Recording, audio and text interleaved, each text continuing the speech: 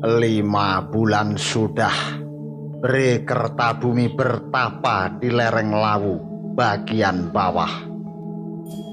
Selama itu tidak didapatinya petunjuk apapun kecuali maraknya para raja makhluk halus di hari pertamanya.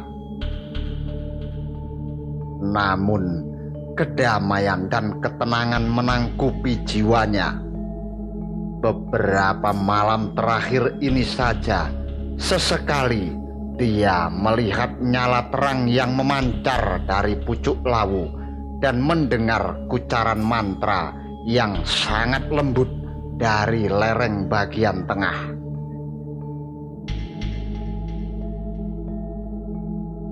Ki Retawu, Ki Wangsa Manggala, dan Jigja setia menungguinya. Tepat pada hari ke-15, Sabdo Palon dan Noyo Genggong diiringi Ki Dipa Manggala turun dari lereng Lawu. Kedatangan mereka disambut 4 orang penjaga Bre Kertabumi. Kami yang marak, Raden. Sabdo Palon dan Noyo Genggong dan 4 orang yang lain datang dan langsung bersembah. Semua bersila tepat di depan gubuk.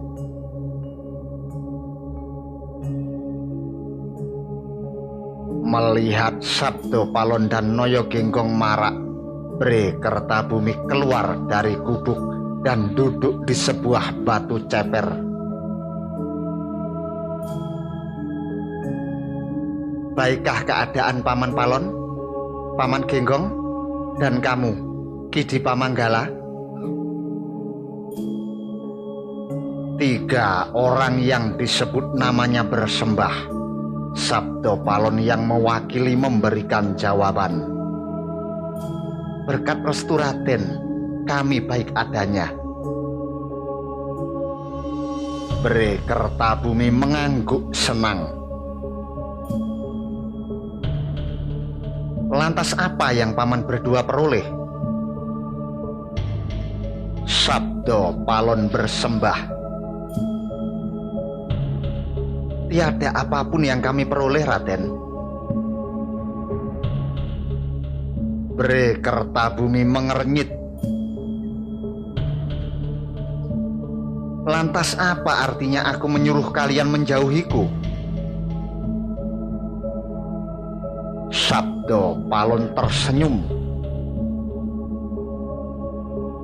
Sekedar memberikan kesempatan kepada lidah-lidah api untuk marak ke keraton dalem ini.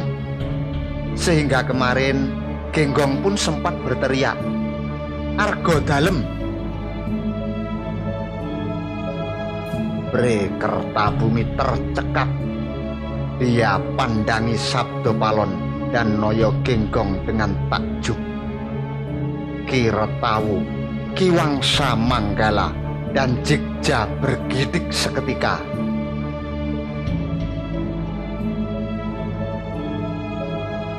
Itukah maksud Resi Agastya memerintahku kemari? Tanya Bre Kertabumi. Diselidikinya wajah Sabdo Palon diam-diam. Mungkin demikian, Raden. Bre Kertabumi menghela napas.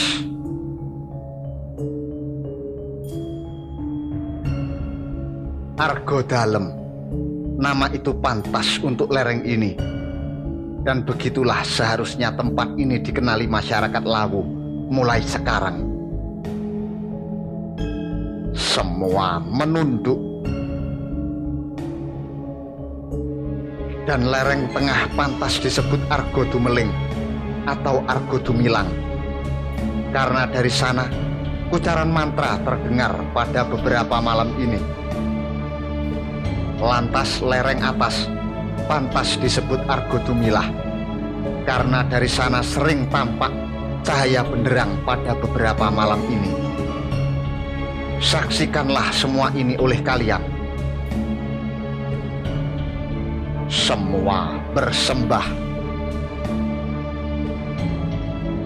Nah, Paman, berarti sudah habis masaku berada di Argodalem ini. Hari ini juga kita menuju Langga, mencari Arya Bongah dan Arya Gajah Para. Namun aku mendapat firasat, kita harus menuju daerah Sukuh dulu. Sukuh berarti menyerang.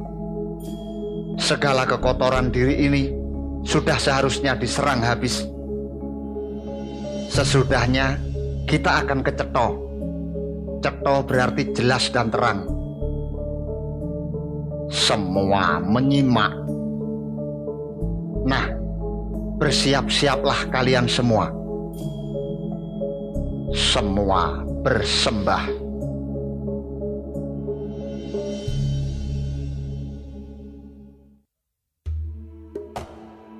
Langga, di sebuah tempat yang jauh dari pedukuhan, di pinggir hutan, Arya Bongah dan Arya Gajah Para bersungguh-sungguh dalam menegakkan tapa. Pangraut dan Mambang setia menunggui mereka. Tempat itu adalah jalan satu-satunya bagi orang-orang dukuh menuju hutan maupun balik dari hutan. Tak banyak yang berani melewati tempat itu karena di sana terdapat pasetran terbuka untuk meletakkan mayat. Bau bangkai sedikit tercium dari sisa-sisa jasad yang belum habis dimakan binatang liar dan belum sempat disambangi keluarga untuk dibakar. Koak burung-burung gagak yang melayang-layang di udara dan yang hinggap untuk menikmati jeroan manusia, ditambah gonggongan anjing yang berebut belulang segar, sangat berisik di telinga. Di pinggir pasetran, belulang manusia ditumpuk dengan sangat rapi. Tinggal beberapa mayat baru, sekitar 10 yang dinikmati gagak dan anjing.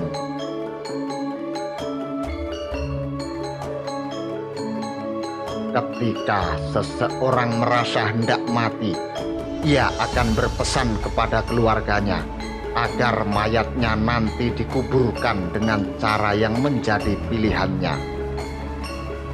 Bisa dimasukkan ke sungai, mayatnya diikat dan diganduli batu-batu besar hingga tubuhnya hancur. Bisa juga digeletakkan di suatu tempat yang disebut pasetran di tengah hutan agar disantap binatang-binatang liar. Atau bisa juga dibakar dan abu mayatnya disebar ke lautan.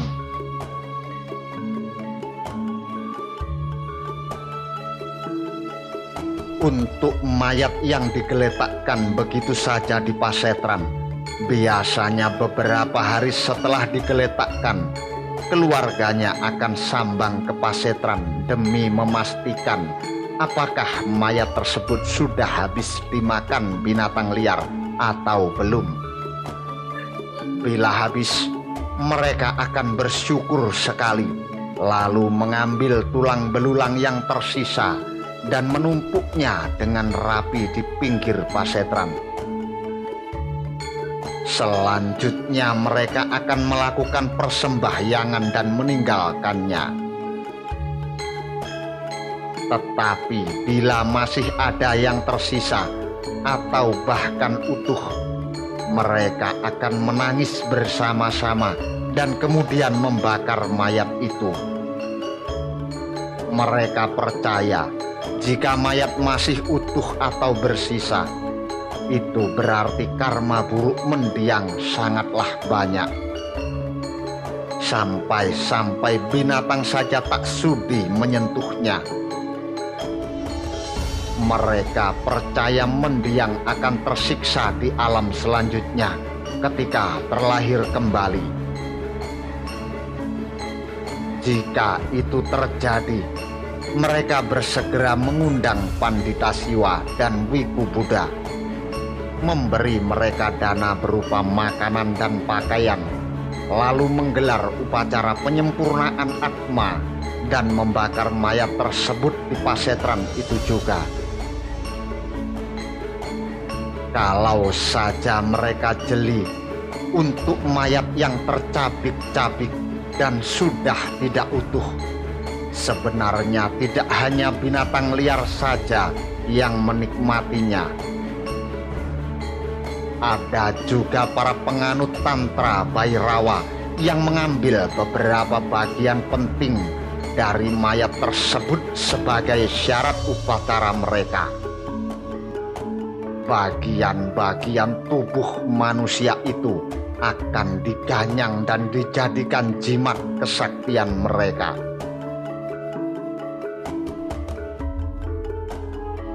Di tengah pasetran biasanya didirikan sebuah tempat pemujaan bagi Hyang Batari Durga. Tempat itu berupa balai witana dengan 4 bangunan tambahan yang berdiri di 4 sisi pasetran. Balai witana dibuat agar atma-atma yang kebingungan sesaat setelah mati bisa segera sadar bahwa diri mereka telah mati. Mereka berharap atma-atma itu disucikan Hyang Batari Durga. Oleh karena itu, Hyang Batari Durga dikenal juga sebagai penguasa pasetran. Di tengah balai witana berdiri arca Hyang Batari Durga. Di sanalah Arya Bongah dan Arya Gajah Para bertapa.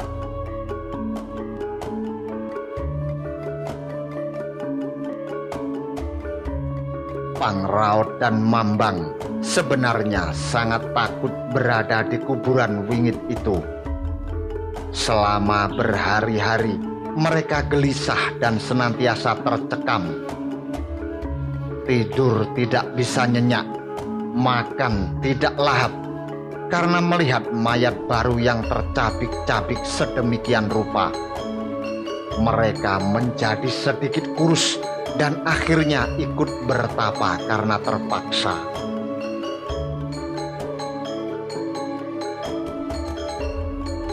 Beberapa kali mereka mendapati seseorang dengan rambut panjang menggimbal mengendap-endap ke pasetran pada malam hari.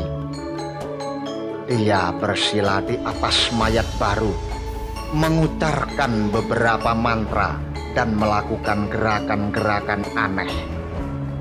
Ketika orang itu melihat mereka, tak ada sama sekali kepedulian, karena ia sepertinya mengira baik Pangraut maupun Mambang adalah orang-orang yang melakukan upacara sebagaimana dirinya. Dan yang paling membuat Pangraut dan Mambang harus menahan muntah adalah ketika beberapa di antara orang-orang itu mengambil jeruan mayat sisa cabikan binatang dan lantas membawanya pulang atau memakannya mentah-mentah di tempat.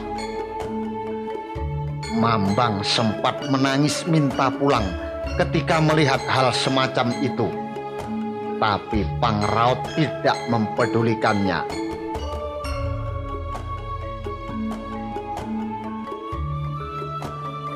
Saban pagi dan sore, Pangraut dan Mambang setia mencari makanan dan minuman untuk Arya Bongah dan Arya Gajah Para.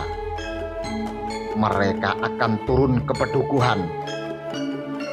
Masyarakat Dukuh Lingga yang tahu bahwa di pasetran ada 2 bangsawan keling tengah bertapa, dengan tulus memberikan makanan dan minuman bagi mereka. Pangraut dan Mambang selalu memakan makanan yang diberikan di sana.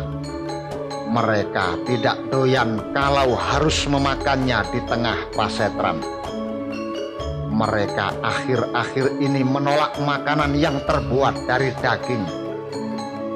Mereka akan lahap sekali memakan makanan berupa sayur-sayuran.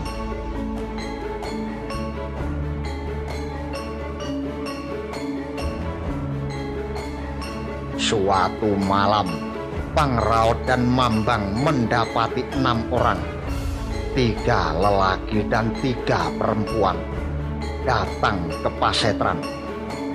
Mula-mula mereka bergerak menuju Balai Witana, tempat Arya Bungah dan Arya Gajah Para tenggelam dalam samadhi. Mereka membakar kemenyan gaharu, melakukan gerakan mudra, menjalankan beberapa asana, dan memuja Batari Durga dengan khusyuknya. Mereka sama sekali tidak mempedulikan kehadiran Arya Bungah dan Arya Gajah Para yang bersila bagai patung tak jauh dari arca Batari Durga. Mereka juga tidak mempedulikan kehadiran Pangraut dan Mambang yang pucat pasi di pojok Balai Witana. Selesai melakukan pemujaan, mereka melucuti seluruh busananya. Kali ini, baik Pangraut maupun Mambang dibuat mendelik dan menelan ludah begitu melihat 3 tubuh molek wanita terpampang jelas di depan mata.